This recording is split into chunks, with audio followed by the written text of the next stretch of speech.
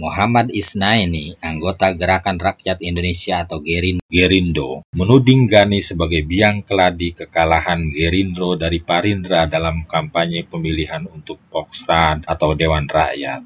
Sebab para propagandis Parindra menyerukan kepada masyarakat pemilih agar jangan memilih Gerindra yang ketua umumnya pemain film.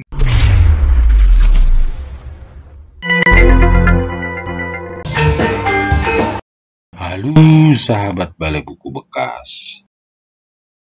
Kalau sekarang sejumlah bintang film terjun ke kancah politik, maka dulu ada yang sebaliknya, yakni Adnan Kapau atau Aka Gani, terjun dari kancah politik ke dunia film. Bersama Juwaria, dia menjadi pemeran utama film Asmara Murni yang diproduksi Union Film pada 1941.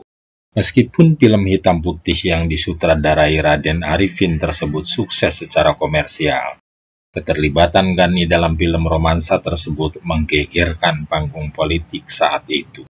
Selain terjunnya tokoh politik ke layar perak dianggap tak lazim, arus kebudayaan waktu itu masih menganggap pemain film pada posisi yang rendah.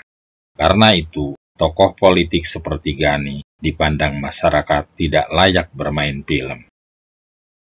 Bahkan Muhammad Isnaini, anggota Gerakan Rakyat Indonesia atau Gerindo, partai politik yang dipimpin Gani selama 1938-1942 dan turut dibentuknya, menuding Gani sebagai biang keladi kekalahan Gerindra dari Parindra dalam kampanye pemilihan untuk Poksran atau Dewan Rakyat.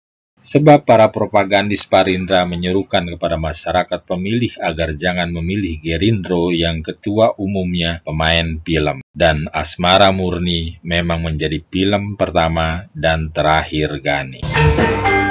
Berawal dari rasa kagum dan hormatnya yang begitu tinggi terhadap ibunya, Rabaya, yang wafat dan dimakamkan di Karesidenan Palembang, Gani begitu mencintai Palembang. Meskipun terlahir sebagai anak Minang di Palembayan, Sumatera Barat pada 16 September 1905, dia mengawali dan mengakhiri perjuangannya di Palembang. Bahkan Bung Karno sempat jengkel karena pahlawan nasional yang ditetapkan pada 2007 ini tak mau pindah dari Palembang. Berbagai jabatan yang mengharuskannya pindah dari bumi Sriwijaya ditolaknya. Apalagi, berbagai jabatan penting di negeri ini memang pernah disandangnya. Mulai dari Residen Palembang, Gubernur Militer Sumatera Selatan, Menteri Kemakmuran, Menteri Perhubungan, hingga Wakil Perdana Menteri. Di Palembang pula, Gani membuka praktik dokter. Dia memulai praktik dokter sejak lulus dari Ines Gundehe Hogeschool atau Sekolah Tinggi Kedokteran Jakarta. Di sela-sela kesibukannya dalam bidang politik dan pemerintahan, dia masih menyempatkan diri untuk melayani pasien. Ketika bergerilya pun, dia tidak segan mempraktikkan ilmu kedokterannya demi melayani masyarakat dan anak buahnya yang sedang sakit. Selama melakukan praktek dokternya, Gani menerapkan subsidi silang. Orang kaya wajib membayar mahal dan pegawai negeri membayar setengahnya. Untuk orang miskin, gratis.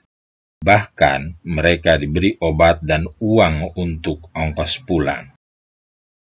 Hampir semua informasi di atas dapat kita baca pada buku Sebagian Sosok Pejuang Bangsa, Dr. Adnan Kapau Gani, karya Agus Nugroho dan kawan-kawan, yang diterbitkan Museum Sumpah Pemuda Jakarta pada 2009. Semoga informasi ini bermanfaat. Terima kasih sudah menonton video ini.